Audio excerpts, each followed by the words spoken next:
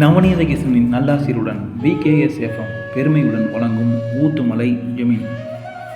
கல் தோன்றி மண் தோன்றா காலத்தே வாளோடு முன் தோன்றிய மூத்த கொடி என்று தென்பாண்டி சிங்கங்களை பாராட்டுவார்கள். தங்க கொடிமரம் நிறுவி மங்காத புகழ்பெற்ற ஊத்துமலை ஜமீன் தமிழுக்கும் தமிழ் புலவர்களுக்கும் தொன்று ஆற்றியது அளப்பறியாத ஒன்றே. விஸ்வநாத நாயக்கர் காலத்தில் 72 பாளையங்களில் மிக பெரியதாக விளங்கிய ஊத்துமலை பாளையம் ஒன்று. அதில் 148 கிராமங்கள் உள்ளடக்கியதாக உள்ளது. ஒரு காலகட்டத்தில் சுரண்டை ஜமீனையும் ஊத்துமலை ஜமீன்தார் ஏலம் எடுத்து தன்னுடைய ஆளுகை கீழ் கொண்டு வந்தார். ஊத்துமலை ஜமீன்தாருக்கு அதற்காக விஜயகுணராம பாண்டியன் என்ற பட்டமும் வழங்கப்பட்டிருக்கின்றது. ஊத்துமலை ஜமீன்தார் புலிக்கொடி, மகரக்கொடி, இந்திரனின் கொடியான வளரி கொடி ஆகியவற்றை பெற்றவர். பாண்டிய மன்னன் பல்வேறு காலங்களில் இவரது செயல்திறனுக்கு ஏற்ப பரிசுகளையும் பெற்றுள்ளார்.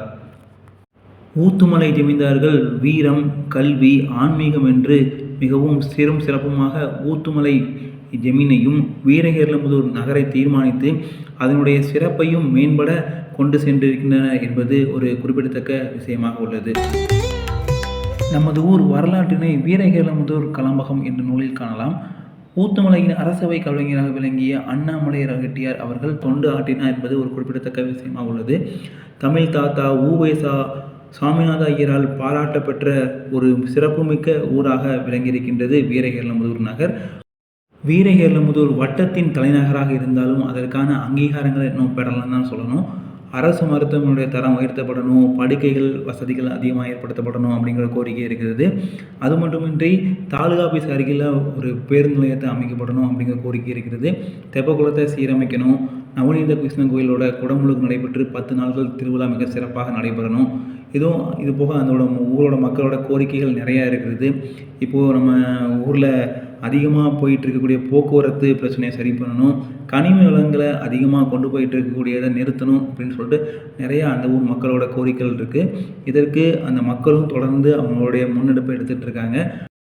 நானும் வீரகேரளமுதூர் மண்ணில் பிறந்த ஒரு நபர் அப்படிங்கிறதுல எனக்கும் ஒரு பெருமையாக இருக்குது. நீங்களும் அப்படி தான் பெருமைப்படுவீங்க. புகழ்பெற்ற ஜமீன் வாழ்ந்த ஊர், மக்களை, தமிழ் புலவர்களை வாழ வைத்த ஒரு சிறப்பான ஊர் என்பதில் எந்தவித ஒரு ஐயமும் இல்லை. நம்முடைய எபிசோடு 1லிருந்து 10 வரைக்கும் பார்த்து நம்முடைய வீடியோ பகிர்ந்த அனைத்து உள்ளங்களுக்கும் மிக்க நன்றி. மீண்டும் ஒரு வரலாற்று நிகழ்வில் நம்ம சந்திப்போம். அதுவரை உங்கள் வந்து விடைபெறுவது நான் உங்கள் கோயில். இது VKSFM ஊத்துமலை ஜமீனின் வரலாறு.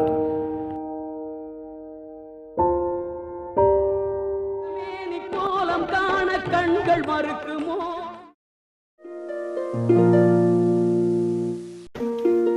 இது உங்கள் VKSFM. கேட்க துடிக்குது மனசுக்கு.